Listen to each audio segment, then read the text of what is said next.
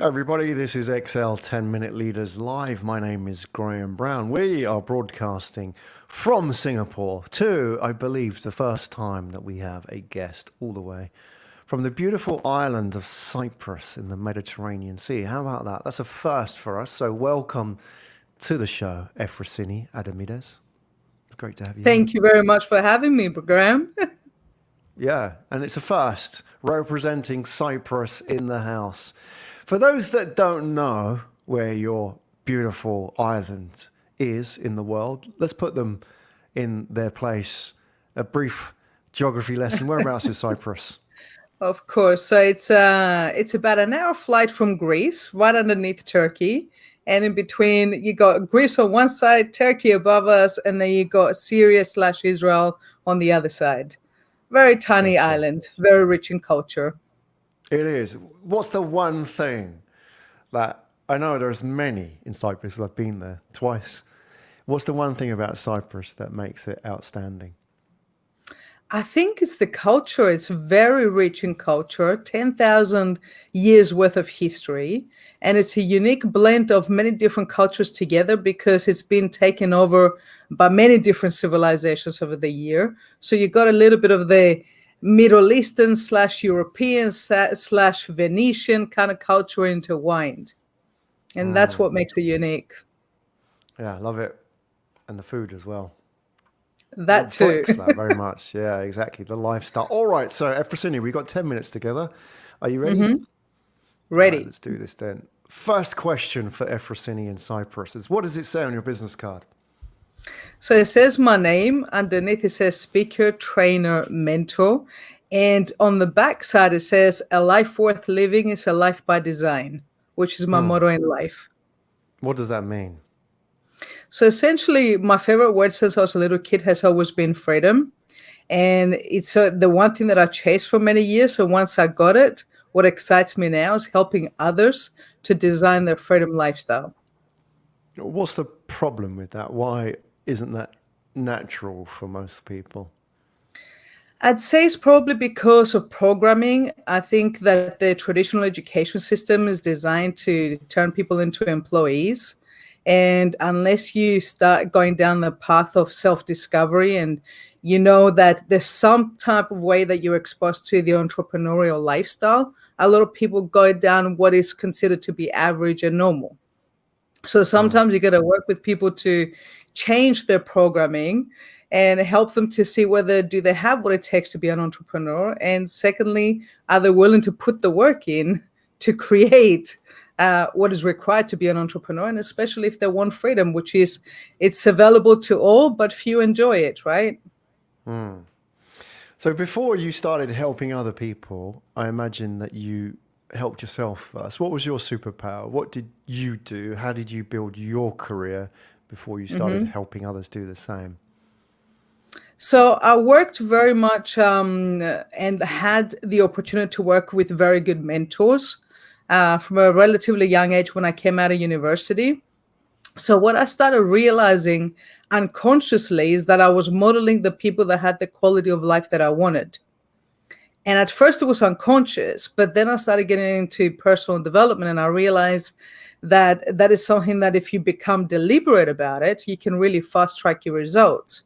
And I remember I met one of my main mentors in 2009. And at the time, to give you an idea, Graham, I was in real estate, I was in marketing, I was in sales. I was juggling like three different things, two businesses, full-time job.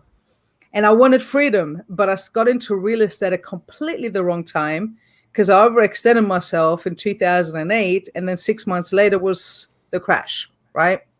So here I am, £500,000 in debt, living in London, working 80 to 100 hours a week. And I meet my mentor and I tell him, what's the quickest way for me to create freedom? He goes, look, freedom is cool and I'll show you how to create it, he said.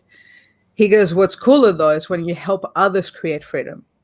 Now, I was a different person then. So in my head, I'm thinking, yeah, easy for you to say you're already a millionaire, you're already successful. I'm like in debt up to my eyeballs. And I didn't quite get it at the time because my mind wasn't ready. But I remember the first time a few months later, when I was able to walk away from my corporate job and have freedom, then there was a moment that the first guy that I mentored created freedom. and thanked me for changing his life. In that moment, something inside me woke up, and I realized, man, this is like I got so much more excited about that person that I mentored, to see him grow and to see him to create that lifestyle. I was more excited about that than when I walked away from my corporate job and started having the freedom lifestyle. And that's when I got what my mentor meant. What do you do for them? What do you mentor them with? What is it? Is it investment? Is it personal development? Is it coaching?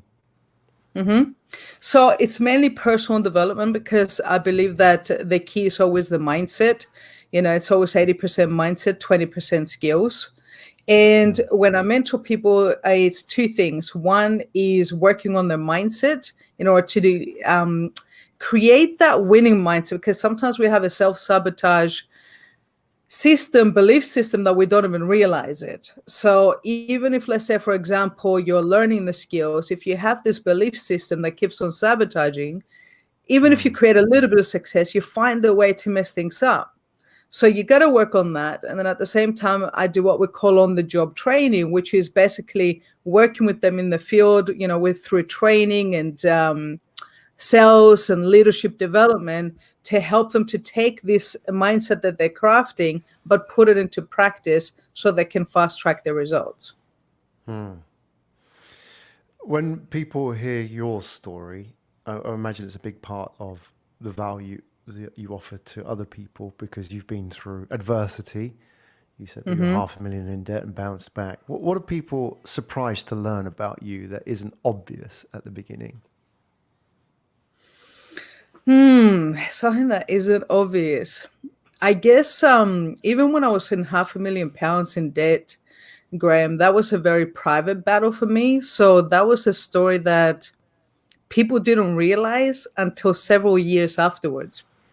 And I think that many of my closest people, even at that time, had no idea that I was going through this private hell, as we call it, because I believed at the time that if you're going through challenges like that, and if you become vulnerable, it shows weakness, which of course is not the case, but that was my belief at the time.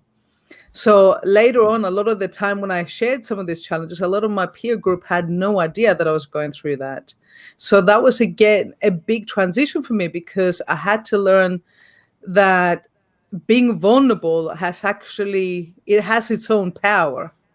That it's okay to be vulnerable. And sometimes being vulnerable and being open with people is something that a lot of people can connect with, because there's so many people out there right now that have their own private battle, their own private hell they may be going through, especially after what we experienced in 2020. And by realizing that someone else has gone through it, it makes them feel like they're not alone. And sometimes that test that you've gone through has become the testimony that later on has inspired somebody else to push through and create their own story. Does that make sense? Absolutely. It's hard, isn't it? In the world that we live in, I know you've talked about what's happened in the last year and a half. That's one part of it. And then on the other side, you have social media, which portrays this very perfect image of people and their success. And we don't know what sort of battles people are dealing with internally. You look at people and they look really successful. Wow, that person's doing really well. But what you don't see is they're just hanging on. They're like one argument away from a meltdown, or one bad decision away from, like the whole thing falling apart. We don't see that, do we? So how do you, as a coach and as a mentor to people, how are you mindful of that? Because I imagine that people probably left, right, and center are experiencing this now.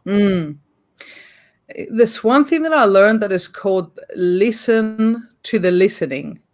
So sometimes not just listen to the words that people say to you, but listen to why they're saying it. And if you really invest some time in active listening, what I find is that if you just give people the space and listen long enough, they will open up.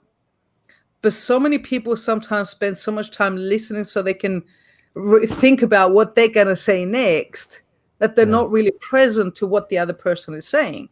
right? And I figured this out, just by doing a lot of conscious exercises around this. And I've noticed that there were so many people that would tell you the things that you wanted to hear because they wanted to impress you, because they wanted to work with you. But if you ask the right questions and you just keep digging and keep digging, sometimes you're going to realize what really goes underneath, and only then are you able to truly serve them and help them. Yeah, I love that. There was a recommendation on the show not so long ago, a book. It wasn't written by anybody on the show, but they were reading it and they were saying how to be a better listener. And a lot of the focus was on that. And I think one of the pieces of advice was take yourself out of the conversation, in the sense that stop thinking about, oh, what am I going to say next? Yeah. Thinking that, and like zoning out. And also, like, if you say something, then I've got to say something better as well. And it's a challenge, isn't it? And you've got to kind of dial back a little bit and just be present, be a better listener. Absolutely. Yeah, that's fantastic. That was really insightful. Efrosyni, everybody. Where do we find out more about you? Well, you can simply go to my website, efrosyniadamides.com. And there you'll be able to get all my social media platforms, Instagram, Facebook. More active on Facebook and Instagram rather than LinkedIn and YouTube and things like that. But if there's any way that I can help or serve your audience, Graham, they can get in touch with me. I'd be more than happy to do so. Well, there you go. There's the call out. Go and check out Efrosyni and her work as well. I'm sure there are stories to inspire over there. Efrosyni, thanks so much for coming on the show today and sharing with us. Thank you for having me, Graham. It's a true honor, and I love your work. I've really watched about a lot of the stuff that you've done, and I love what you're doing and contributing to the world with your own unique way. Thank you. Really appreciate that.